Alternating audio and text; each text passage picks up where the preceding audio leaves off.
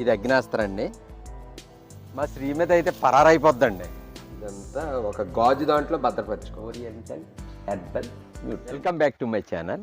ఈ 2 వీక్స్లో నా గార్డెన్లో నా మొక్కలకి ఏ విధమైన స్ప్రేలు చేశాను, ఏ విధమైనటువంటి పోషకాలు ఇచ్చాను అంటే సాయిల్లో గార్డెన్కి సంబంధించిన అప్డేట్స్ అన్నీ పెట్టడం అయితే జరుగుతుంది. వీడియో చివరి వరకు అయితే చూడండి. ప్రస్తుతానికైతే నా మొక్కలకు ఇప్పుడు అగ్నాస్త్ర అయితే స్ప్రే చేస్తున్నానండి. ఇది అగ్నాస్త్ర అండి.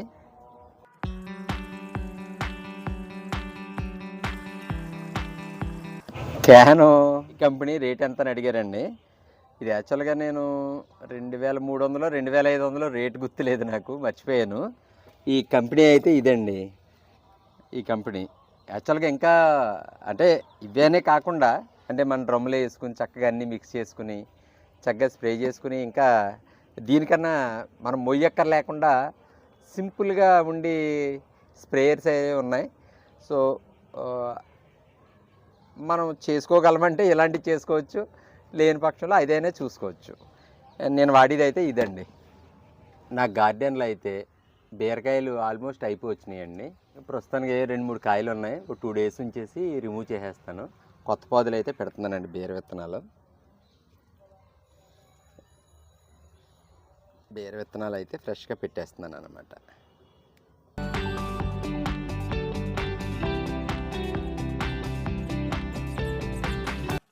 ఇదైతే నాది మిరపనారండి. ఇది అంతానే యాక్చువల్గా కొంచెం 1 వీక్ నెగ్లెక్ట్ చేశాను, కొంచెం ఖాళీ లేదు అన్నాను కదా. ఈ లోపు తెగులు వచ్చేసింది. మళ్ళీ మొన్నే మజ్జిగ స్ప్రే చేశాను. ఇంకొకసారి మళ్ళీ మజ్జిగ స్ప్రే చేస్తేనే కానీ ఇది అప్డేట్ అవ్వదు. ఇది వచ్చేసరికి మా దొండకాయ చెట్టు అండి. దొండకాయ చెట్టు కూడా ప్రూనింగ్ చేస్తాను. ఇది అగ్నాస్త్ర అన్న దశపర్ణి కషాయం అన్న మా శ్రీమతి అయితే పరారైపోద్దండి. దగ్గరకు కూడా రాదు. బాబోయ్ కంపు అని పారిపోద్దండి. మొక్కలు ఎప్పుడు మనం స్ప్రే చేసినప్పుడు కింద భాగాన్ని నుంచి స్ప్రే చేయడం చాలా ఇంపార్టెంట్ అండి. ఎందుకంటే అన్ని ఆకుల కిందే దాకుంటాయి. ముందు ఆకుల కింద నుంచే ఇలా స్ప్రే చేసుకోవాలి. మనకి ముడతంతా ఆకు కింద భాగాన్నే ఉంటుంది. ఇది వచ్చేసరికి ఇది అగ్నాస్త్ర అండి.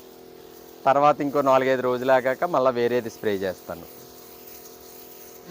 ఇదిగోండి, ఇది వచ్చేసరికి వెదిరాకులు ద్రావణం అండి. నేను అప్పుడు తయారు చేసుకున్నాను, ఇంకా జ్యూస్ అయ్యి పిండుకోలేదు. బియ్యర్ కలిపేసి ఉంచేసాను అనమాట. ఇదిగోండి ఇలా ఉందండి. ఇదిగోండి జ్యూసీగా అయిపోయింది. స్మెల్ బాగుందా? ఈ ఆకులో ఉన్నదే ఆల్రెడీ కిందకి దిగిపోతుందండి. మొత్తం బెల్లంతో కలిసి లిక్విడ్ పొజిషన్లోకి వచ్చేస్తుంది. ఇది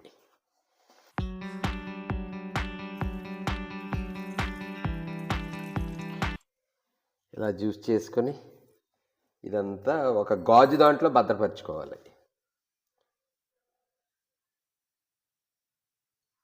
సరికి 20 లీటర్స్ వాటర్ తీసుకున్నానండి. ఇదేమో వెదురాకుల ద్రావణం అనమాట. ఇది 30 ml తీసుకున్నాను. ఇందులో మిక్స్ చేసేస్తున్నానండి. యాక్చువల్గా ఈవినింగ్ వేద్దాం అనుకున్నానండి, సాయంత్రం. ఈ రోజు యాక్చువల్గా థర్స్డే. వర్షం చెప్పాడు, మళ్ళీ వర్షం చెప్తే మళ్ళీ ఇది వేస్ట్ అయిపోతుందని భయం వేసి ఇప్పుడు వేసేస్తున్నాను అనమాట.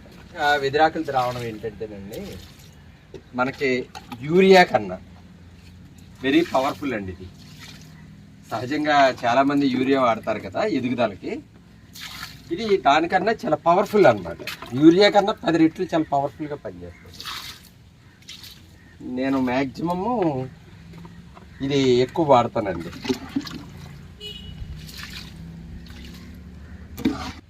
ఇది వెదురాకుల ద్రావణం. ఇదిగోండి, ఇవి వచ్చేసరికి 3 రకాల లిక్విడ్స్ అండి. అల్లం బెల్లంతో తయారు చేసింది. ఇదేమో వెల్లుల్లి అల్లం, ఇదేమో దాల్చిన చెక్కతో తయారు చేసినటువంటి ద్రావణం అనమాట. దీన్ని OHN అంటారు, ఓరియంటల్ హెర్బల్ న్యూట్రియంట్.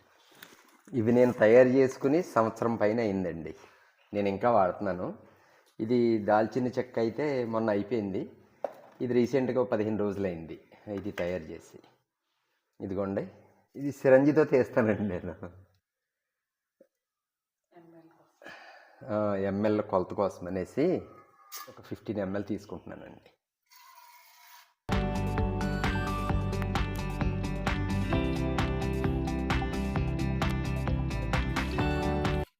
ఇదిగోండి, ఇది వచ్చేసరికి అల్లంతో తయారు చేసినటువంటి లిక్విడ్, వెల్లుల్లిపాయతో తయారు చేసినటువంటి లిక్విడ్, దాల్చిన చెక్కతో తయారు చేసినటువంటి లిక్విడ్ అన్నమాట.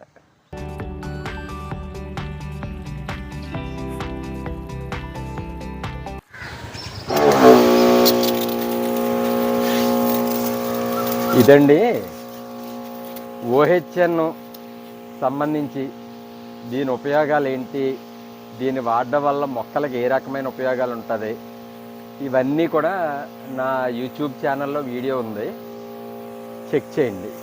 అంటే ఇవన్నీ చెప్పాలంటే వీడియో లెంగ్త్ ఎక్కువైపోతుంది, ఒకసారి వీడియో ఉంది చెక్ చేసుకోండి. ఇదండి ఇలాగా ఏదైతే మనకు ఆకులు ఉన్నాయో ఆకు క్రింద భాగాన మనం ఎక్కువగా స్ప్రే చేసుకోవాలండి.